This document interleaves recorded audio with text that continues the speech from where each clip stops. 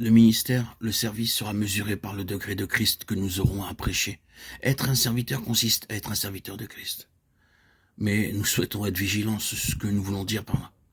Notre idée du ministère, celui de Christ, est-elle celle de quelqu'un qui est appelé serviteur et qui est associé à Jésus-Christ en tant que tel? Ce n'est pas suffisant. Un serviteur de Christ est celui qui prêche Christ, qui est capable de l'annoncer, car il a Christ à apporter. Il a le Saint-Esprit de Christ pour communiquer Christ. Rappelez-vous que c'est le dessein de l'Église, communiquer Christ.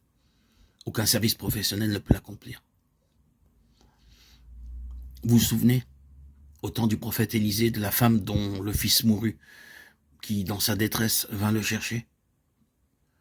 Le prophète envoya son serviteur Géhazi, et celui-ci partit avec le bâton du prophète, d'une manière quelque peu professionnelle. Je suis le serviteur du grand prophète, et j'ai son bâton, l'emblème de son travail. Et Géhazi, avec cette sorte d'attitude professionnelle, s'y rendit et mit le bâton sur l'enfant, mais rien ne se produisit. Il n'y a rien de miraculeux dans ce qui est professionnel. Rien dans cette action ne pouvait satisfaire la femme. Elle s'accrochait au prophète et n'aurait absolument pas voulu d'un quelconque remplaçant, mais uniquement de lui. Et lorsqu'il entra, que fit-il? Il s'allongea lui-même sur l'enfant, ses mains dans les mains de l'enfant, ses pieds sur ses pieds, sa bouche sur sa bouche, dans une totale identification de lui-même avec cette mort, lui-même étant en vie, et littéralement en raison de la vie qui était en lui. Il retira l'enfant, pour ainsi dire, de l'emprise de la mort.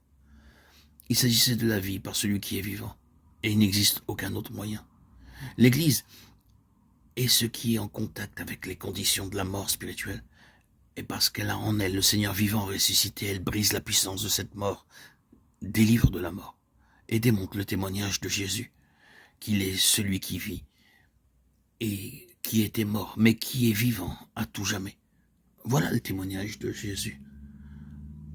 À présent, pour simplifier tout cela, tout service est le ministère de Christ. Nos foyers devraient être un lieu pour cela. Le service n'est pas uniquement une action en lien avec des estrades et des pupitres. Il s'agit d'une chose glorieuse, lorsque de tels serviteurs sont réellement des instruments pour prêcher Christ. Mais ce n'est pas un unique endroit pour le ministère.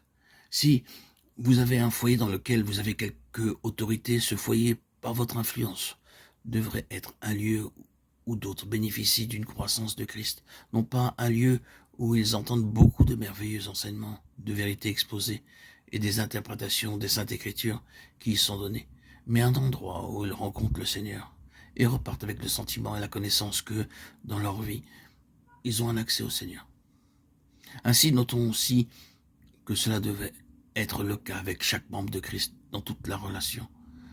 L'Église n'est pas ici en tant que congrégation, mais en tant que corps spirituel. Et là où 2 ou 3 sont assemblés en son nom, l'Église est impliquée.